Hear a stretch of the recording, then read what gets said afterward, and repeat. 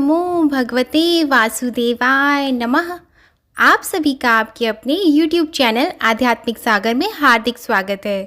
आज मैं आप सभी के समक्ष वैशाख मास के महात्म्य का अध्याय 7 प्रस्तुत कर रही हूँ। वैशाख मास के महात्म्य के प्रथम 6 अध्याय हमारे चैनल पर अपलोड किए हुए हैं, आप उसे भी सुन सकते हैं। वीडियो पसंद आए तो उसे लाइक करें, शेयर करें और चैनल को सब्सक्राइब करें। तो आइए अब शुरू करते हैं वैशाख मास के महात्म्य का अध्याय 7। इस अध्याय में यम और ब्राह्मण के संवाद से राजा महिरथ की कथा का वर्णन है। यमराज कहते हैं, ब्राह्मण, पूर्व काल की बात है, महिरथ नाम से विख्यात एक राजा थे। उन्हें अपने पूर्व जन्म के पुण्यों के फलस्वरूप प्रचुर ऐश्वर्य और संपत्ति प्राप्त हुई थी, परंतु राजा राज्य लक्ष्मी का सारा भार मंत्री पर रखकर स्वयं विषय भोग में आसक्त हो रहे थे। वे न प्रजा की ओर दृष्टि डालते थे, न धन की ओर। धर्म और अर्थ का काम भी कभी नहीं देखते थे।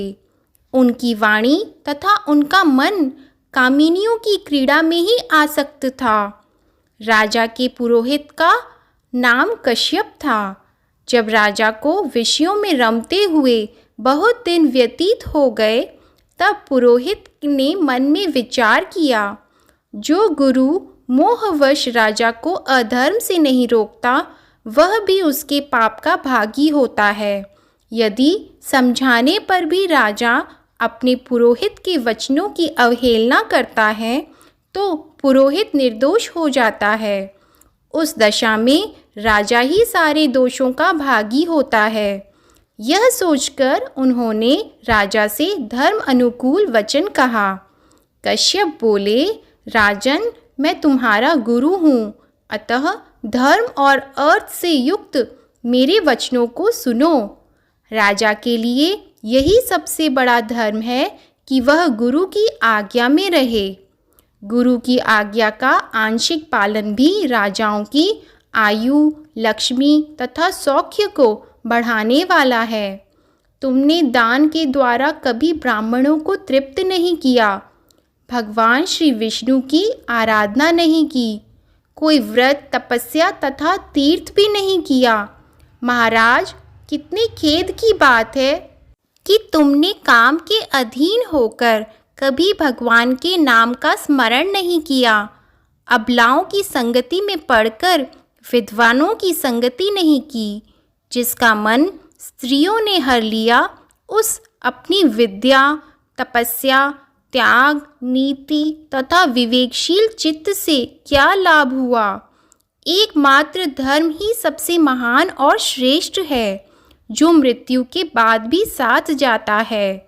शरीर के उपभोग में आने वाली अन्य जितनी वस्तुएं हैं, वे सब यहीं नष्ट हो जाती है।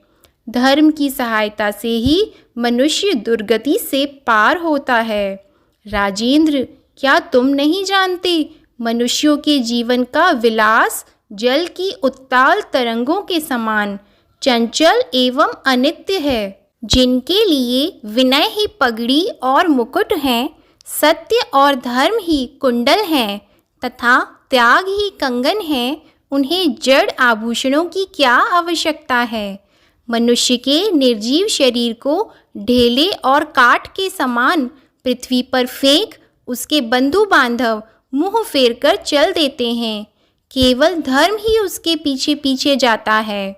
सब कुछ जा रहा है, आयु प्रतिदिन क्षीण हो रही है तथा यह जीवन भी लुप्त होता जा रहा है।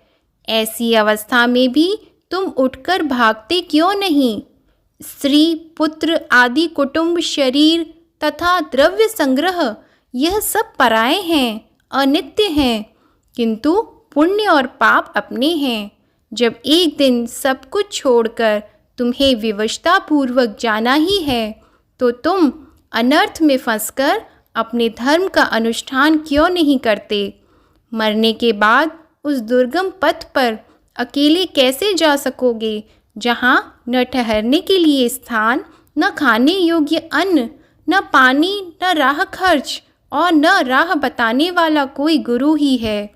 यहाँ से प्रस्थान करने के बाद तुम्हारे पीछे कुछ भी नहीं जाएगा, केवल पाप और पुण्य जाते समय तुम्हारे पीछे पीछे जाएंगे।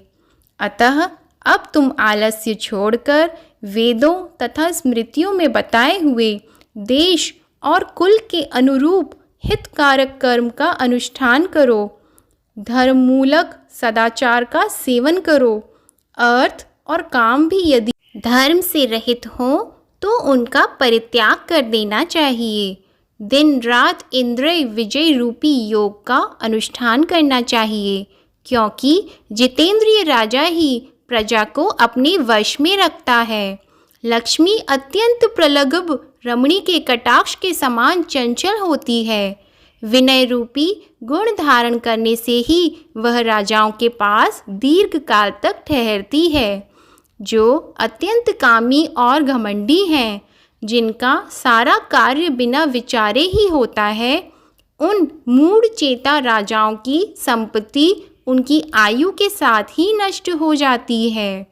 व्यसन और मृत्यु, इनमें व्यसन को ही कष्टदायक बताया गया है। व्यसन में पड़े हुए राजा की अधोगति होती है और जो व्यसन से दूर रहता है वह स्वर्ग लोक में जाता है।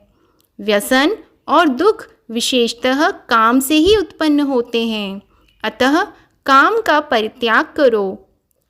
पापों में फंस जाने पर वैभव एवं भोग स्थिर नहीं रहते, वे शीघ्र ही नष्ट हो जाते हैं।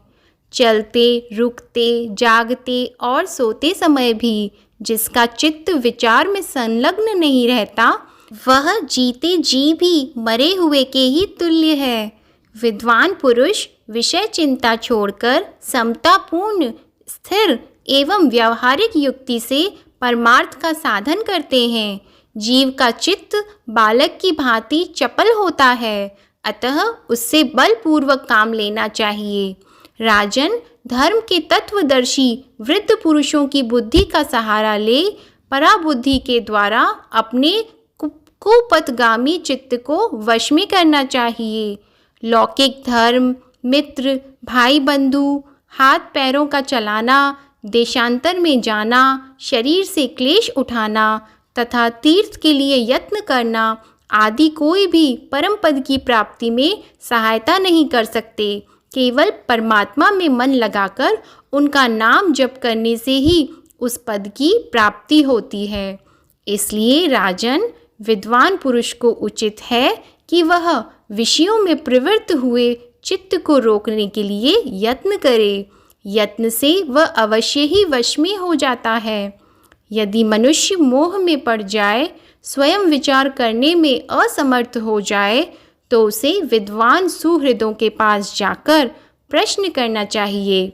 वे पूछने पर यथोचित कर्तव्य का उपदेश देते हैं।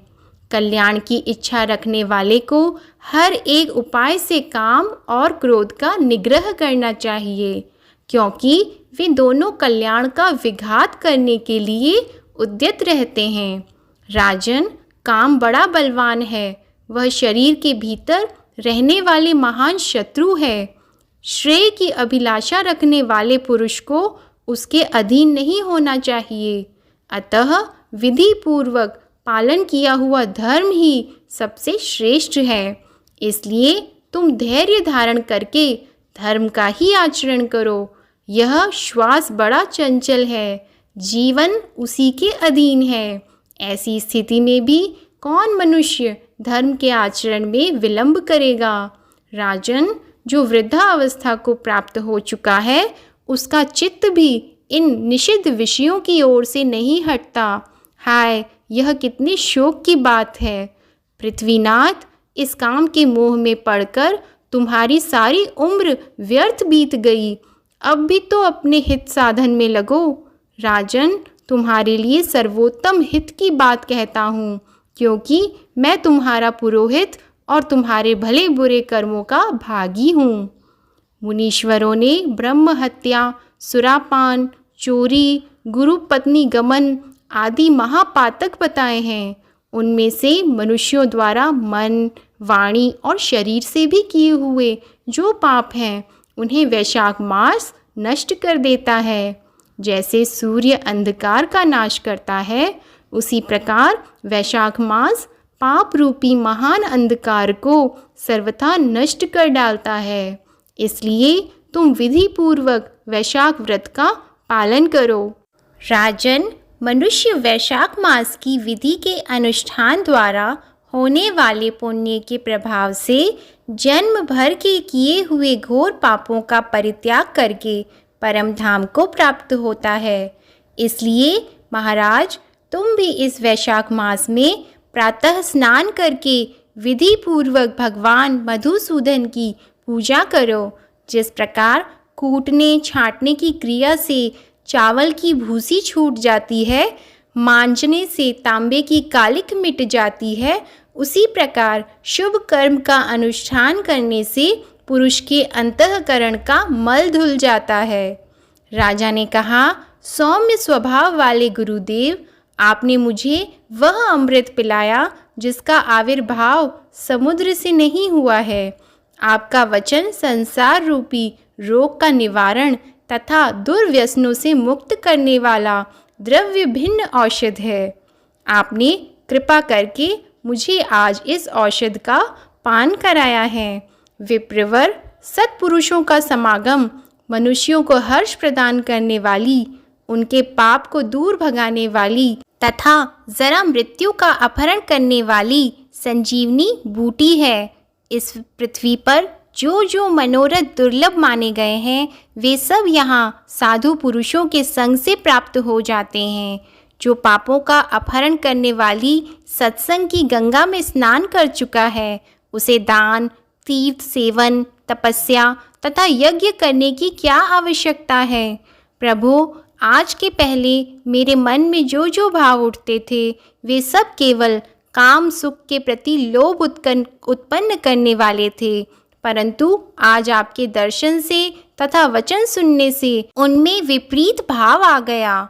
मूर्ख मनुष्य एक जन्म के सुख के लिए हजारों जन्मों का सुख नष्ट करता है, और विद्वान पुरुष एक जन्म से हजारों जन्म बना लेता है। हाय, कितनी खेद की बात है कि मुझ मूर्ख ने अपने मन को सदा काम जनित भी रस के आस्वादन सुख में ही फंसाए रखने के कारण कभी कुछ आत्म कल्याण का कार्य नहीं किया।